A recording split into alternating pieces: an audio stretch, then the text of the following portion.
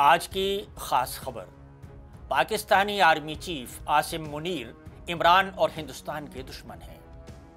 سابق وزیر اعظم عمران خان کی اڈیالہ جیل میں موت کی خبر کے بعد پاکستان میں مظاہروں کے درمیان حکومت کو عمران خان کی بہن علیمہ خانم کو ان سے ملنے کی اجازت دینی پڑی۔ ملاقات کے بعد انہوں نے دعویٰ کیا کہ پاکستان کے آرمی چیف عاصم منیر انتہا پسند اور بنیاد پرست ہیں۔ منیر ان لوگوں سے لڑنا چاہتے ہیں جو لبرل ہیں یا اسلام کو نہیں مانتے۔ جب علیمہ سے مئی میں ہندوستان پاکستان تنازع کے بارے میں پوچھا گیا تو انہوں نے عاصم منیر پر براہ راست الزام لگاتے ہوئے کہا کہ منیر اپنے انتہا پسندانہ خیالات کی وجہ سے ہندوستان کے خلاف جنگ چھیڑنا چاہتے ہیں۔ علیمہ نے اپنے بھائی عمران خان کو لبرل قرار دیا۔ انہوں نے کہا کہ عمران خان جب برسر اقتدار آئے تو انہوں نے ہندوستان حتیٰ کہ وہاں کی حکومت سے بھی بہتر تعلقات قائم کرنے کی کوشش کی۔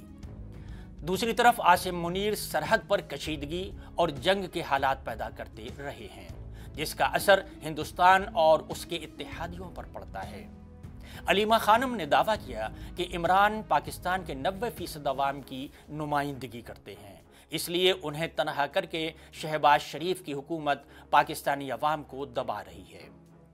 عمران خان کو پاکستان کا اثاثہ قرار دیتے ہوئے علیمہ نے مغربی ممالک سے ان کی رہائی کے لیے امداد بڑھانے کی اپیل کی، جو 2023 سے راولپنڈی کی اڈیالہ جیل میں بدعنوانی کے الزام میں قید ہیں۔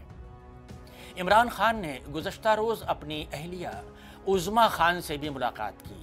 یہ پہلا موقع تھا جب انہوں نے 27 دنوں کے بعد خاندان کے کسی فرد کو دیکھا تھا۔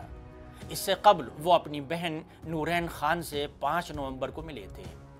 گزشتہ منگل کو عمران خان کے حامیوں اور اہل خانہ نے ملاقات کی، لیکن جیل انتظامیہ نے اجازت دینے سے انکار کر دیا تھا۔